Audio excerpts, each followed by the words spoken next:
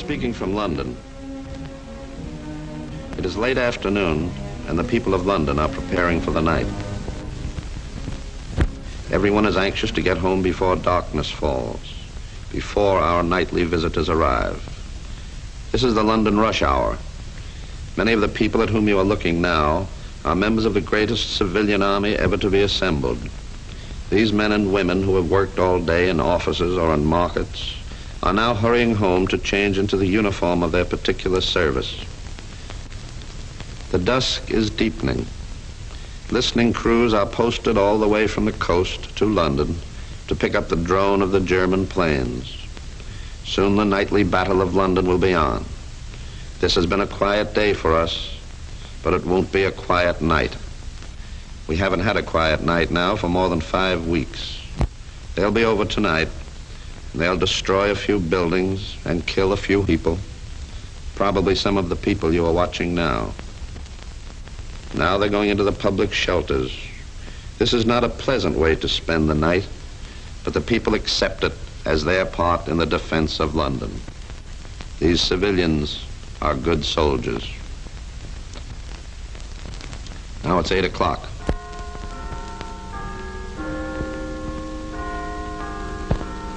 Jerry is a little bit late tonight. The searchlights are in position. The guns are ready. The People's Army of Volunteers is ready. They are the ones who are really fighting this war. The firemen, the air raid wardens, the ambulance drivers. And there's the wail of the banshee.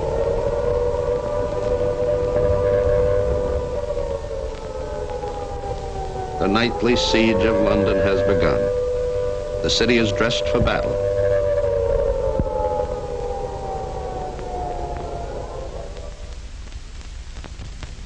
Here they come.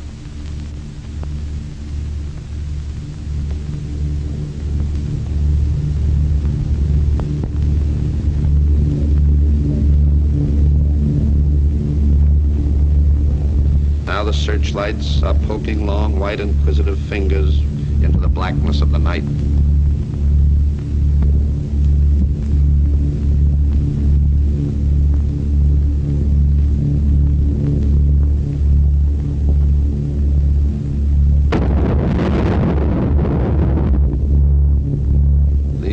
Hollywood sound effects. This is the music they play every night in London, the symphony of war.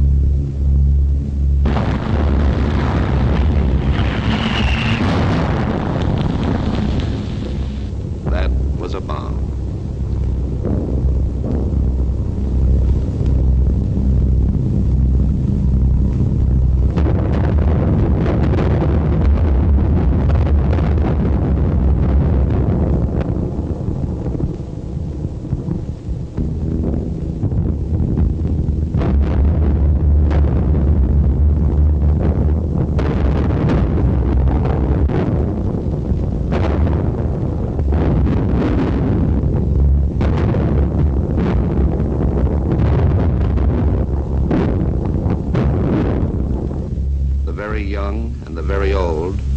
Deep wisdom given only to the very young and the very old sleep in the shelters.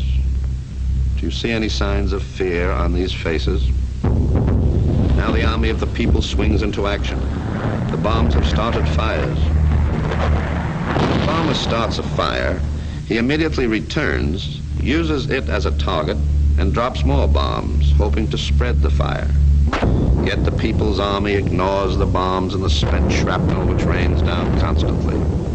Brokers, clerks, peddlers, merchants by day, they are heroes by night.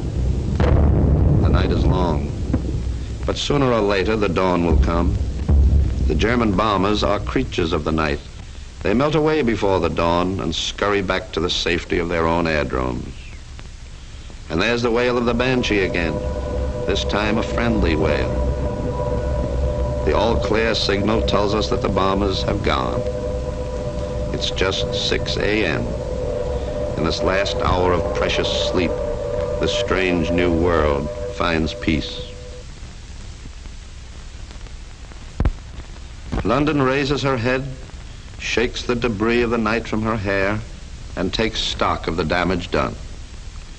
London has been hurt during the night. The sign of a great fighter in the ring is, can he get up from the floor after being knocked down? London does this every morning. London doesn't look down upon the ruins of its houses, upon those made homeless during the night, upon the remains of churches, hospitals, workers' flats. London looks upwards toward the dawn and faces the new day with calmness and confidence. The People's Army go to work as they did in that other comfortable world which came to an end when the invader began to attack the last strongholds of freedom.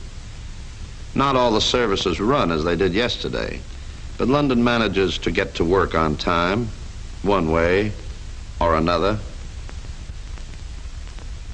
In the center of the city, the shops are open as usual. In fact, many of them are more open than usual.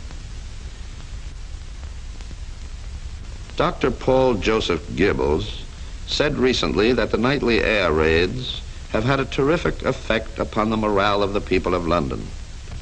The good doctor is absolutely right. Today, the morale of the people is higher than ever before.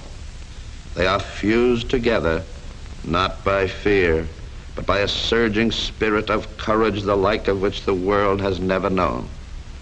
They know that thousands of them will die, but they would rather stand up and face death than kneel down and face the kind of existence the conqueror would impose upon them. And they know, too, and are comforted by the thought that England is not taking its beating lying down. They are guarding the frontiers of freedom.